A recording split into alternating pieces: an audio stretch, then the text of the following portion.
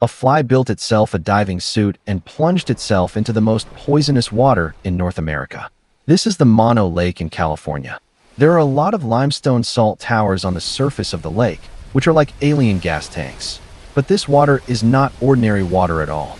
The salinity is nearly 3 times that of seawater.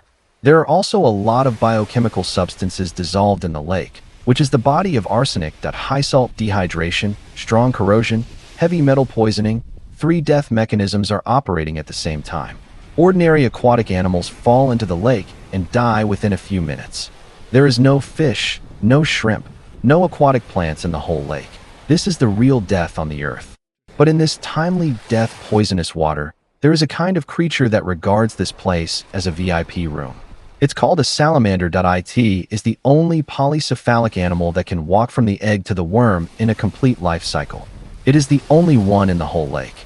Its larvae rely on a set of organs called esophagus. What it does is more outrageous than you can imagine.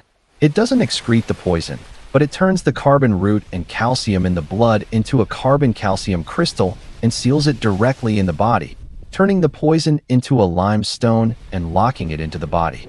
Wait for the salamander to be released again. This is not adapting to the poisonous water. This is turning the poisonous water into a sword. When others go into the water, they fall into the water. When it goes into the water, it hangs and rises. When it grows up, it becomes a worm. It's even more outrageous. The salamander, which is dense, is covered with a layer of carbon-clarifying compound and tightly stuck in the lake. It locks a layer of air in an instant. This is its full automated physical bubble diving service. Bubbles are also external lungs that can breathe. They continue to spread oxygen from the water. Zero energy consumption in the whole process. It can stay stable for 15 minutes underwater for 4 to 8 meters. It doesn't melt or collapse. The eyes spit out bubbles as diving VR glasses. The claws are exposed to the outside. It's a dead rock to prevent drift. This is not a fly. This is a 3-in-1 micro-submersible. The whole poisonous water lake is full of its private resources.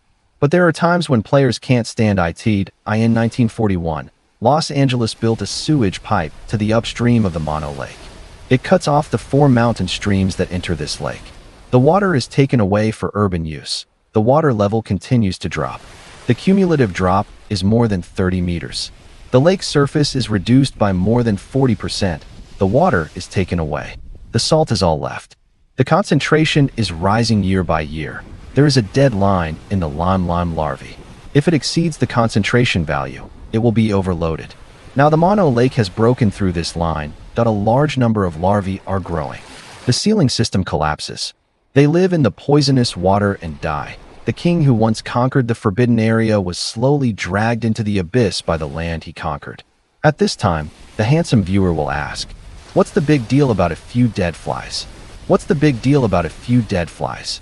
Big mistake, special mistake. Every year, 2 million larvae fly to the Mono Lake. Wilson's phalarope, eared grebe. This kind of single migration is more than 3,000 kilometers on the entire Pacific coastline. This is the only supply point. There is no replacement halfway. They come here to do only one thing: eat lime larvae. A single larva can eat thousands at a time. The accumulated energy is enough to fly another 1,000 kilometers without landing. The lime larvae are broken. The supply chain of 2 million larvae is broken. The whole weekly migration ecosystem is broken from here. No one knows his name, but he keeps the lives of 2 million birds, the Earth online. There is no useless NPC, only the underlying logic that you haven't found yet.